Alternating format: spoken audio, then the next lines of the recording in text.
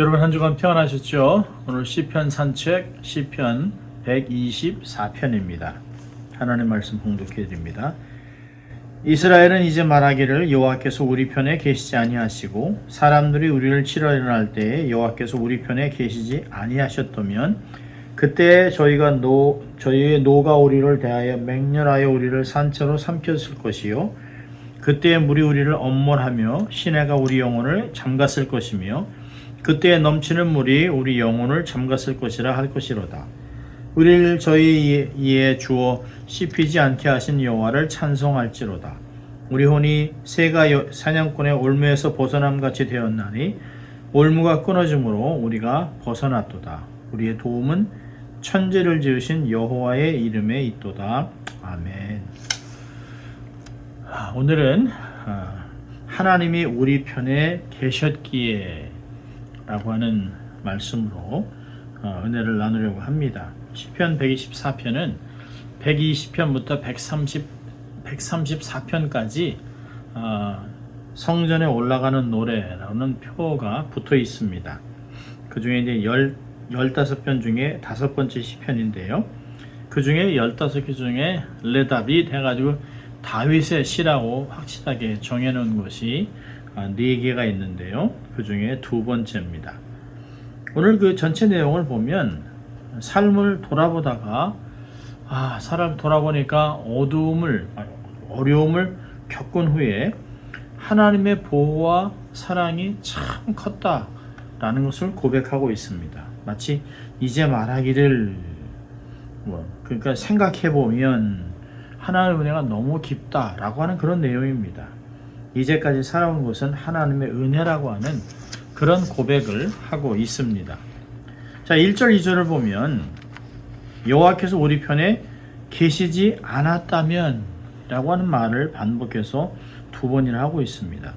여호와께서 우리 편에 계시지 않으셨다라면 라고 이걸 뒤집어서 포지티브하게 본다면 여호와께서 우리 편에 계셔서 라고 할 수 있습니다. 여러분, 이스라엘 역사는 그렇습니다. 하나님이 계셨기에 하나님이 우리 편이 되셨기 때문에 라고 하는 이스라엘 역사입니다. 이스라엘이 출애굽할 때부터 하나님께서 개입하시고 인도하고 주도하셨기 때문에 400년 동안 노예였던 오합지졸, 그냥 때리면 맞고 죽이면 죽고 그런 그냥 애굽의 그냥 재산이었던 말하는 그냥 짐승 같은 그런 삶을 살았던 이들이 어떻게 그 당시에 초강대국이었던 애굽에서 탈출해서 자유인이 될 수 있을까요? 그건 하나님이 이스라엘의 편에 되어주고 도와주셨기 때문입니다. 하나님이 이스라엘 편이 되어주지 않았다면 홍해가 갈라지는 일은 불가능했을 것이에요. 그것만입니까? 광야를 지나면서 그 여정 속에서도 40년 동안 매일 만나가 내렸죠. 또 반석에서 물이 터져나와 그들의 목을 추해줬죠. 또 구름기둥 불기둥으로 인도를 받았죠. 40년 동안 옷이 해지지 않았다라고 하는 말을 보면 발이 부르치지 않았다라는 것은 하나님이 구체적으로 그들의 편이 되어 도와주셨기 때문에 그들을 돌보셨기 때문에 가능한 일입니다. 이 중에 하나라도 빠진다면 그들은 광야에서 모두 시체가 되었을 것입니다. 광야는 그들의 그저 공동묘지가 됐을 것이에요. 그럼 가나안 땅에 들어와서도 마찬가지입니다. 가나안 땅에 들어와서 너희들 알아서 살아라 그러지 않았습니다. 처음 정말 난공불락이라고 하는 그 여리고를 들어가기 이전에도 사실 가나안 땅에 들어와서 요단강을 건널 때 그때는 헐몬산에 눈이 녹아서 우기가 돼서 강물이 수위가 최고조에 달할 때입니다. 그때 하나님께서 강물을 그치게 하셨어요. 또 하나의 어떤 면에서는 홍해의 기적을 경험하게 하셨습니다. 난공불락의 여리고성을 무너뜨릴 때도 싸움에 나갈 만한 남자들이 다 할례를 행하고 사실 몸이 다 아물지 않았을 때인데 그런 일을 하나님이 행하셨어요. 여리고성은 칼이나 창이 아니라 나팔 소리와 함성에 의해서 무너졌습니다. 마치 하나님이 잡아 뜯은 것 같이 밖으로 성이 무너져 있습니다. 모든 것이 하나님께서 이스라엘 편이 되지 않았다면 불가능했던 일들입니다. 그래서 이스라엘 사람들은 하나님이 함께 계신 임마누엘의 축복을 가장 큰 축복으로 여기는 것입니다.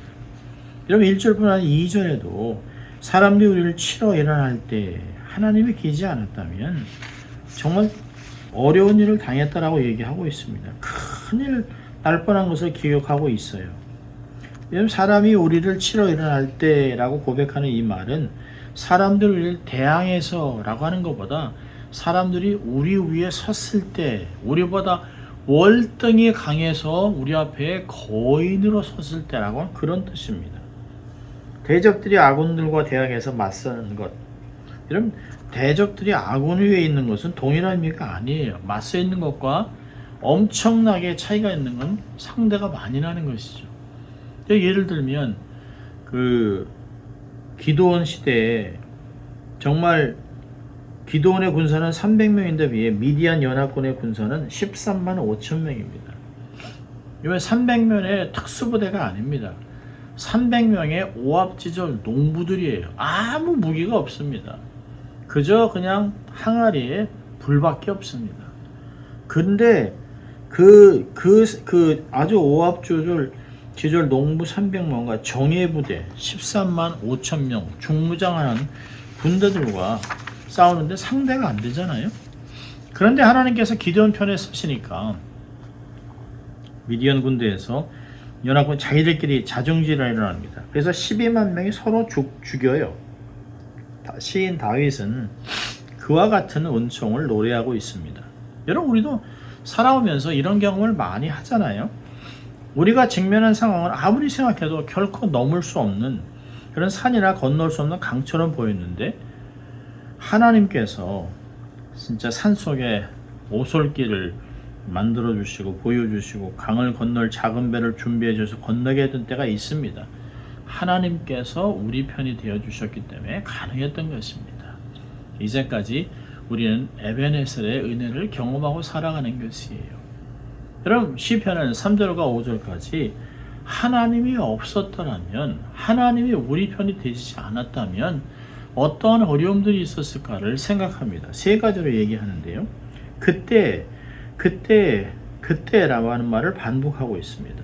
3절을 보면 그때 저희의 노가 우리를 대하여 맹렬하여 우리를 산채로 삼켰을 것이다. 하나님이 우리 편이 되지 않았다면 대적이 우리를 산채로 삼켰을 것이라고 얘기하고 있습니다. 삼킨다라고 하는 뜻은 그냥 씹지 않고 꿀떡 삼킨다는 뜻입니다. 한 입에. 니느웨로 가야 될 요나가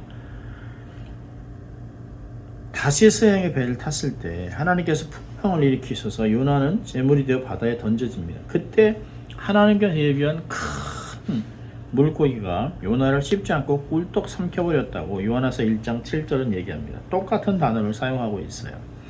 시인은 다윗은 하나님께서 자기 편이 되어주지 않았다면 이스라엘 백성은 원수들의 먹잇감이 될 것이다.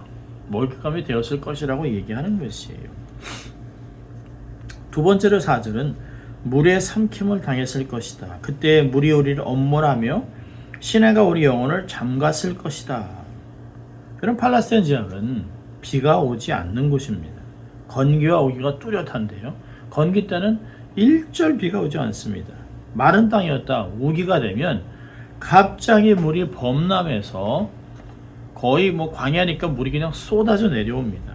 그러면 강이 돼요. 이런 것을 이제 와디라고 얘기하는데 평상시에는 아주 바짝 말라 있다가 물이 있으면 그냥 모래니까 물이 어디서 받아주지 못하고 땅에 스며들지 못하니까 그냥 물이 쏟아져 내려옵니다. 물로 번역된 단어는 복수형입니다. 평소에는 마른 땅이었는데 우기가 되면 여기저기서 강이 대해서 밀려 들어온 모습을 표현하고 있습니다. 감당하기 어렵죠. 평상시에는 그저 그냥 쉽게 오고 가고 했던 것이 갑자기 그냥 범람을 해버리면 목숨을 잃을 수도 있습니다. 물에 삼킴을 당했을 것이다 얘기합니다. 5절에는요. 그때 넘치는 물이 우리 영혼을 잠갔을 것이라. 넘치는 물에 잠겼을 것이라는 것이, 이 넘치는 물의 문자적인 의미는 교만한 물입니다. 굉장히 거센 물결을 표현하고 있습니다. 그때 그 물 때문에 영혼이 삼킴을 당했을 것이라 고백합니다. 여러분, 그 와디에서 막 물이 넘쳐가지고 막 하는데 그 물이 점점 좀 더 많아져요. 갑자기 막 넘쳐납니다. 그냥 설상가상, 엎친 데 덮친 데라고 하는 그런 말을 우리는 생각할 수 있습니다. 우리가 인생을 살아가면서 그럴 때가 있잖아요. 작은 일 때문에, 어떤 일 때문에 막 고민해서 뭐 감당을 못합니다. 잠도 못 자고 어떻게 보면 음식도 제대로 먹지도 못하고 일도 못하고 있는데 또 더 큰 일이 꽝 하고 터집니다. 그때는 정신이 없죠. 그때는 사는 게 사는 것 같지 않습니다. 아무리 먹어도 먹는 것 같지 않고 불면의 밤을 보냅니다. 그때는 그냥 으악 하고 그냥 비명을 지르기도 하고 지르고 싶을 때가 있어요. 그런데 세월이 지나고 나면 정말 하나님이 내 곁에 계셨었구나, 하나님이 나를 붙잡고 계셨기에 내가 떠나려가지 않았다 라고 하는 것을 깨닫게 됩니다. 하나님이 내 편 되어 주셨기 때문에 내가 아직도 살아있구나, 아직도 내가 이렇게 건강하게 이렇게 여기 서 있구나 라고 하는 것을 생각하게 되는 것이에요. 하나님이 내 편 되지 않았더라면 이런 일들로 해서 죽었어도 벌써 죽었고 벌써 끝장났을 인생인데 하나님이 이제까지 인도해 주셨다라고 하는 걸 얘기합니다. 자, 그러면서 그것을 구체적으로 하나님을 찬양하고 있습니다.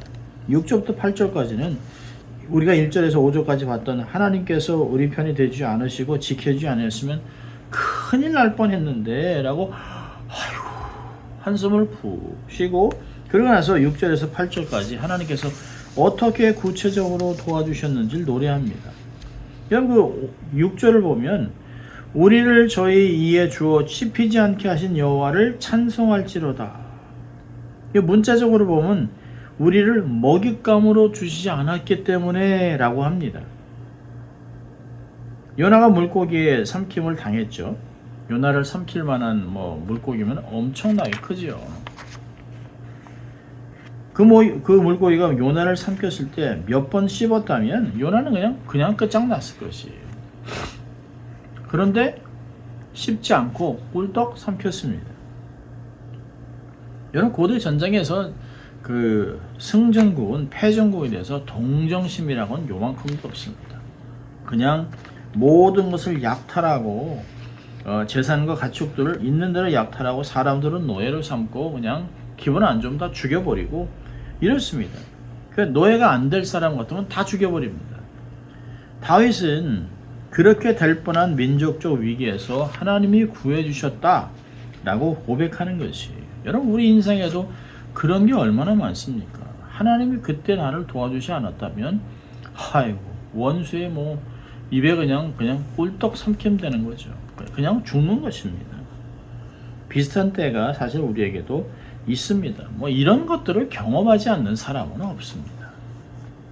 사람들이 그 어려움이 당할 때는 그냥 끝이 안 보입니다. 그냥 내일이 안 보입니다.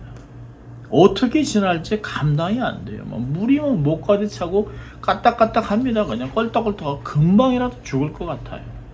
그런데 지나고 나면 하나님이 하신 것 감사하다 찬양하는 것이에요.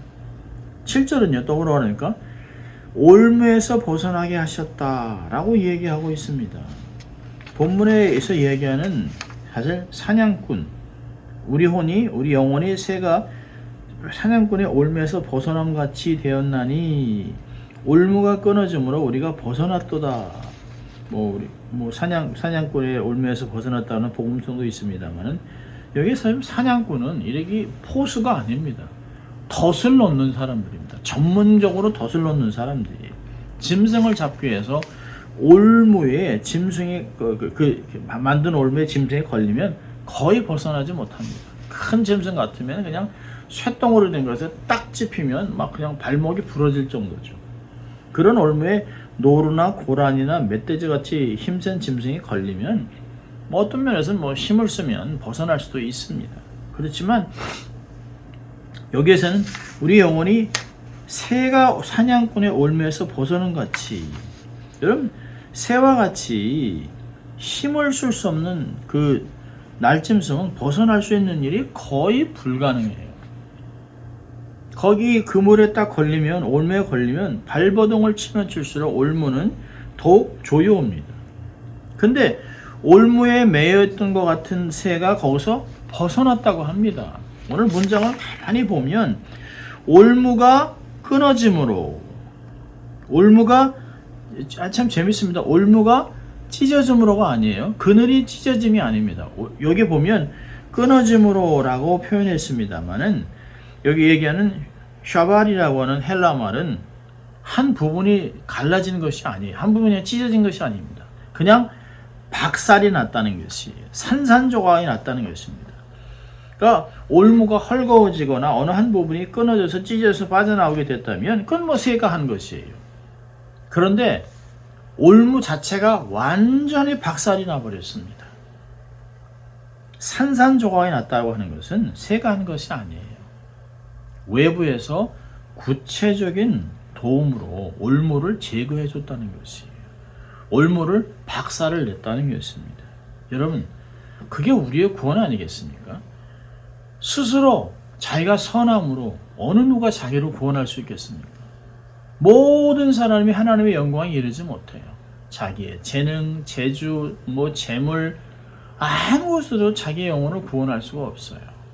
그런데 우리를 대신해서 예수 그리스도께서 십자가에서 대속하여 죽으심으로 그 의가 우리의 삶에서 죄가 사라지고 그분의 의가 우리의 삶에 전가됨으로 우리가 구원을 받아 새 생명을 얻게 되는 것입니다. 하나님이 도와주셔서 가능한 것이에요. 우리는 스스로 할 수 있는 것이 아무것도 사실은 없습니다. 우리가 우리의 구원에 이렇게 한 것은 요만큼도 없습니다. 일전 한 푼도 없어요. 하나님이 도와주셔서 100% 하나님의 은혜입니다. 자, 8절을 보면 그러면서 우리로 하여금 벗어나게 하신, 올무를 박살을 내서 우리가 벗어나게 하신 분은 누구냐? 라고 밝히고 있어요. 우리의 도움은 바로 천지를 지으신 여호와의 이름에 있다 라고 얘기하고 있습니다. 다윗은 올무에 매인 새와 같은 상황이 있을지라도 거기서 벗어나게 하신 분이 누군지 바로 하나님, 천지를 지으신 그분이라는 것이에요. 그분의 이름에 있다고 얘기합니다. 여러분, 메시아가 올 때 했던 게 뭐죠? 그분의, 하나님의 이름으로 오시는 그분, 그분이 우리의 삶을 구원할 것이라고 얘기하지 않습니까? 여기도 하나님의 이름, 천지를 지으신, 창조하신 여호와의 이름이 우리의 도움이라고 얘기하고 있습니다. 다윗은 하나님께서 자신의 편이 되어준 것을 단 8절로 완벽하게 표현하고 있습니다. 순례자들은 이 시편을 읊으면서, 외우면서, 찬양하면서 하나님의 도우심에 감사하고 그리고 성전으로 올라간 것이에요. 사실 구약의 전문가인 바울이 사실 비슷한 고백을 합니다. 나의 나 된 것은 하나님의 은혜라. 내가 노력해서 수고해서, 물론 얘기합니다. 내가 누구보다, 어떤 사도보다 더 노력을 많이 하고 더 많은 일을 했다. 그러나 나의 나 된 것은 오직 하나님의 은혜로라 라고 고린도전서 15장 10절은 이야기합니다. 내가 한 것은 아무것도 없다는 것이에요. 하나님이 도와주셔서, 하나님이 인도하셔서, 하나님이 주도하셨기 때문에 이룬 거지 내가 한 일은 없다라고 딱 잘라 얘기하는 것입니다. 오늘 시편을 생각하면서 하나님께서 심어주신 삶의 자리 현장에서 우리 편이 되어주신 하나님을 감사하십시오. 특별히 이 고난주간을 지내면서 잠시 삶의 콧말을 찍고 나의 나 된 것은 하나님, 내게 구원을 베풀어 주신 십자가에서 대속 제물이 되어 내 죄를, 온갖 죄를 다, 이전의 죄, 앞으로의 모든 죄를 다 지고 가시고 용서해 주시고 새 생명을 주신 주님의 고난, 또 그분의 죽음, 부활들을 생각하면서 감사하며 그분의 고난을, 그분의 수고를, 그분의 노력을 생각하면서 마음에 감사함이 넘치는 그런 고난주간이 되기를 바랍니다. 그러면서 성금요일을 지나면서 또 이렇게 3일이 지나면서 부활하시는, 그래서 부활절을 감사 찬양으로 맞이하는 여러분 되시기를 주의 이름으로 축원합니다. 기도하겠습니다. 하나님 아버지 감사합니다. 여러분 다윗에게도 말한 것 같이 우리에게도 하나님이 우리 편에 계셨기 때문에 이제까지 살아온 것을 인하여 감사합니다. 늘 감사하고 하나님을 기뻐하고 하나님께 영광 돌리는 저희들 될 수 있도록 하나님 축복하여 주시옵소서. 감사하고 예수님 이름으로 기도합니다. 아멘. 또 한 주간 승리하시기를 바랍니다.